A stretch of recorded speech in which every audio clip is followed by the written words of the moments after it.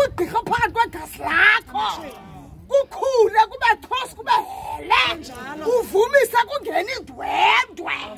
Babuya abantu abesina bafuna ukwenzela amatyala. Come on. Superman. My mama was to say, my son. I don't know whether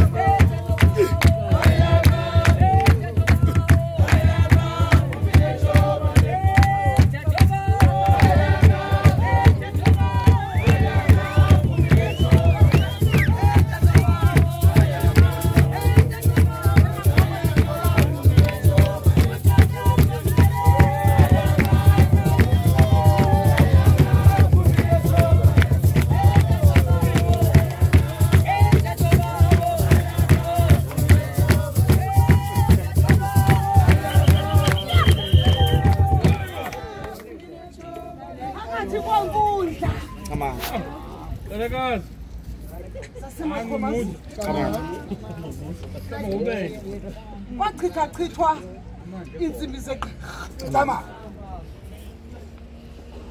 kodudiswa igqirha lingekabikho igqirha basicama kusheni kodwa ngokusidala igqirha owathi xa thetha ukhokho ngenye imini basicama kusheni wathi mhla kwangena igqirha apha eMakhomazini okanye kwadala igqirha basicama kusheni itshoba lam laze liphakanyiswe ligqirha elibamba itshoba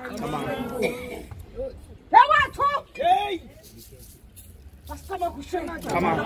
Into ngathi ndibonisa ngomntu ongumama isona. Umama oyinqunqumpanana.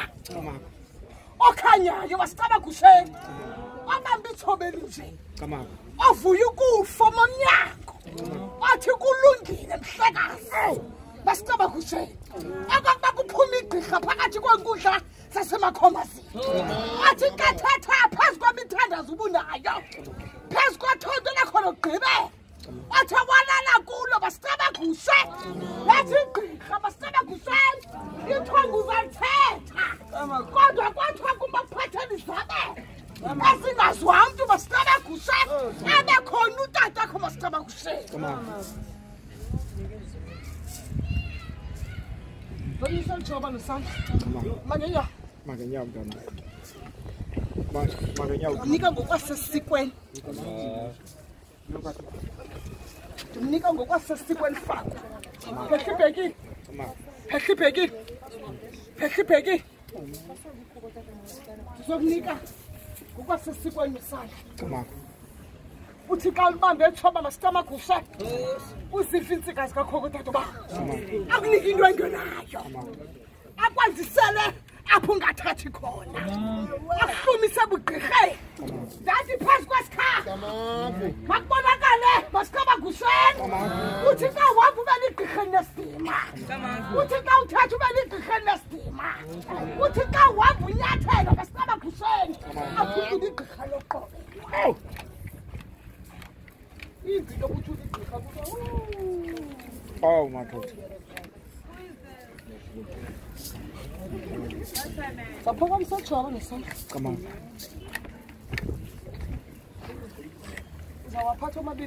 Yes.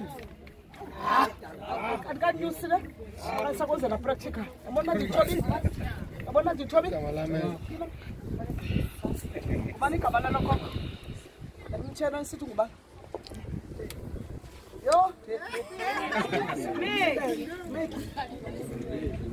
igama lale nkomo phakamisa umoya wakho igama lale nkomo sikwele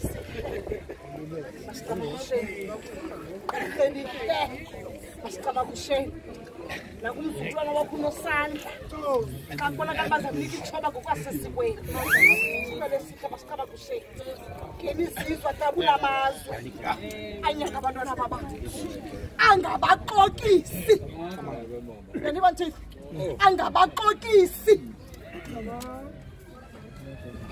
ndithi ngubani igama lenteka ngumegi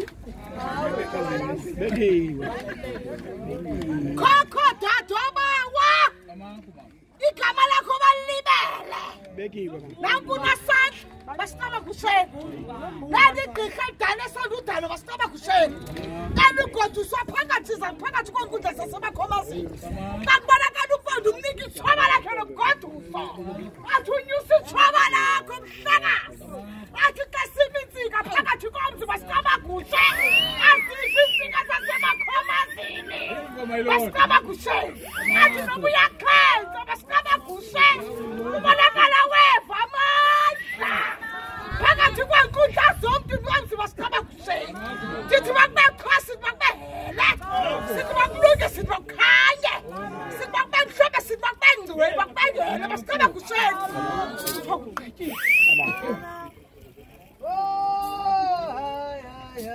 usala amathuba amabini esandla usala amathuba amabini esandla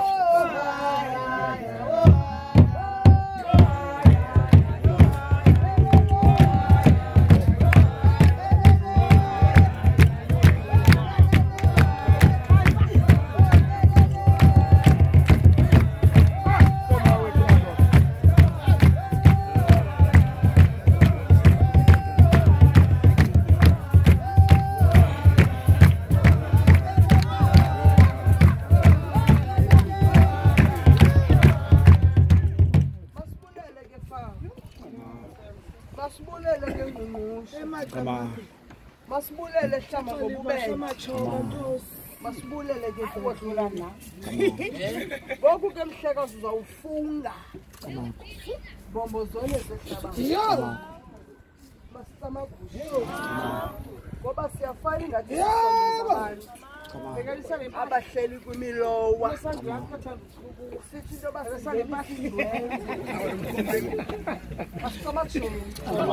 xa sisithi uzawufunga into ethetha ukuthi aba bantu bonke babangene phakathi kwale nkundla zemakhomazini bathi bafuna igqirha lasemakhomazini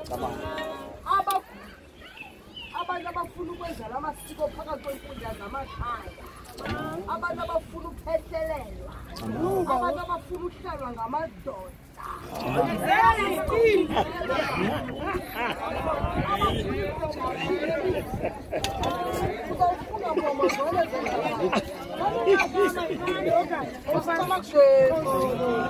ndizama ukuthi kwazi mbombo zine ke mhlekazi wam uzawufunga uzawulandela emveni kwami yonke le shiza uyenza uzayenza phakathi kwenkundla zasekhaya ngafunga phakathi kwenkundla zasekhaya kanti ndifunda into eyiyo mhlekazi wam abantu abanekwazi ifudulu abantu abanezimnyama sithi into yoba siyafunga babangene phakathi kwekhaya labantu abafuna imisebenzi mhlekazi labantu kubonakala babalalwa ngamadoda abangawaziyo ngobusuku banika amayezi omvasa kweze bendizokwazi uphekela kubo abantu abaneentshaba wenza iintshaba zam besisitulo senyazam basiqamashe kusale beki basiqamashe